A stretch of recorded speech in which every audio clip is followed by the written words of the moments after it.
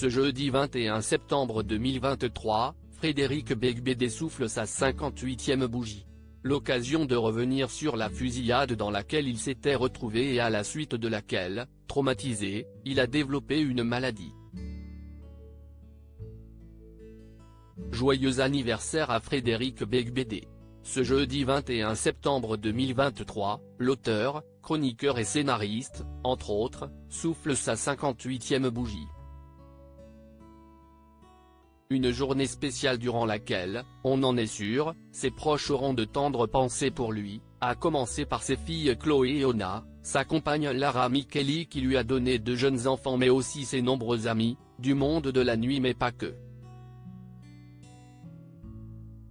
L'occasion également de revenir sur un événement traumatisant auquel celui qui a définitivement quitté Paris avait malgré lui pris part dans un établissement de luxe.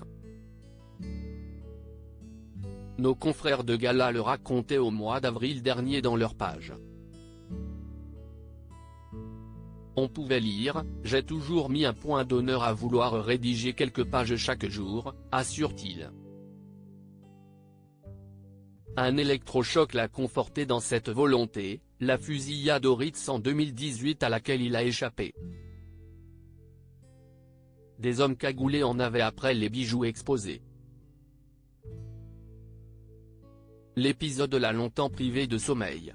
J'ai déclenché peu après un diabète. Il paraît que cela peut arriver après un choc, raconte-t-il. Des propos qu'il avait complétés quelques jours plus tard sur le plateau de C'est à vous sur France 5, en pleine promo de son livre Confessions d'un hétéro légèrement dépassé paru chez Albin Michel. Il paraît que quelquefois on peut déclencher un diabète préexistant, après un stress. Moi j'ai été pris dans une attaque à main armée. Et d'ajouter, j'ai appris que j'étais diabétique. On vous explique que votre espérance de vie, si est 11 ans de moins que prévu. Si est en janvier 2018 que les faits étaient survenus dans le palace du 1er arrondissement de Paris.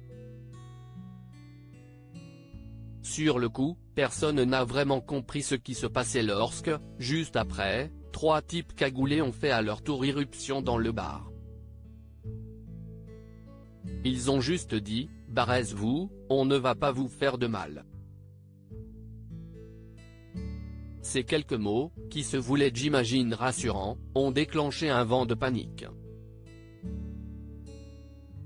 J'ai cru voir que les types étaient armés de longs objets noirs, comme des fusils, avait-il raconté au Figaro, reconnaissant qu'il imaginait qu'il allait tout s'y passer.